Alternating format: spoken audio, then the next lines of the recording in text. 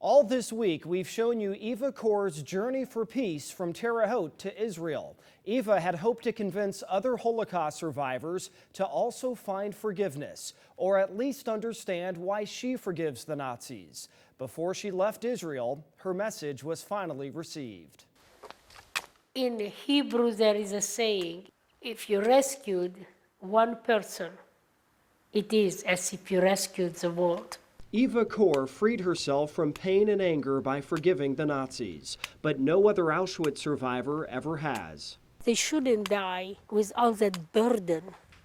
The Nazis and Hitler didn't care, but you should care about your own life and live the life to its fullest rather than as a victim haunted by the memories. That's what she told fellow Mengele twin Peter Greenfeld, who agreed to meet her near his home in Israel. Peter comes here every Friday to tell his wife, who's been buried here 22 years, about what the children and grandchildren are doing.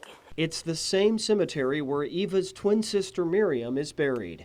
Miriam and Peter were friends, and Eva told him she regrets not finding peace for Miriam before she died. I really feel Peter was listening to me. I was talking about my forgiveness. It is very difficult for most people to understand that mentality. It's almost like you switch that and you realize you have that power. They have taken away from you everything but your power to forgive and therefore free yourself. A few days after they met, Peter invited Eva to come back and visit his apartment in southern Israel. There was more he wanted to tell her. Shalom. Peter wanted to share his story of the Holocaust and document it on camera. He was tremendously traumatized, and I find that the very young children who arrived in Auschwitz and lost their families, they did not know who they were. Peter told her what he remembered as a 4-year-old who was taken from his parents to be experimented on by the Nazis. He said, how can you forget that a big needle is stuck in your head? At age 4, you can remember it. But he was too young to remember exactly what his twin sister looked like. He thinks that this girl next to him is his sister. They were separated during liberation, and Peter's been searching for her ever since. But I am amazed how good his attitude. Despite losing his family in the Holocaust as a 4-year-old, Peter is no longer angry, and he told Eva why. He's amazing. He understands forgiveness. Peter told Eva she inspired him to heal all his pain by forgiving the Nazis. Well, it's nice to have company. It's a very lonely position to be there. I am the only one who forgives. Oh, she must be crazy. So it's nice to have somebody. Now Eva has Peter, the only other Auschwitz survivor, to forgive the Nazis. That is all I am looking at, one person at a time.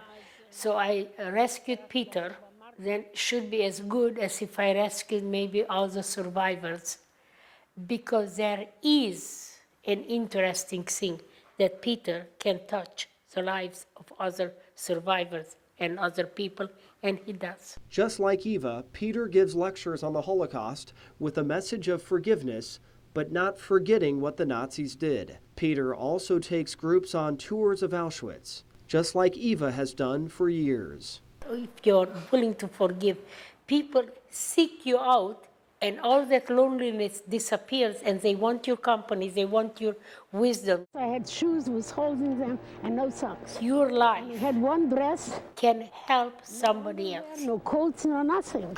Your life story by talking about it. But Peter's concerned about how their message will reach future generations once they're gone.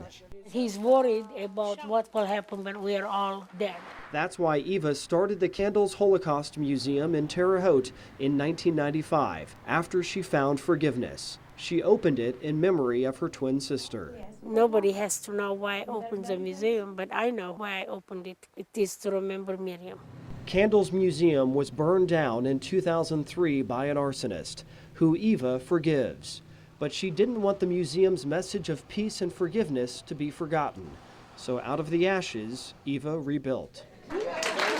My legacy, if I would be so lucky to have one, I would like it to be that every person on the face of this earth can heal themselves. Her legacy seems to be underway by finding forgiveness for herself and Peter, and she thinks her twin would have also forgiven. I think Miriam would join in very fast. Miriam and Peter would have very well understood each other, and Peter would have been, oh, I can see them talking.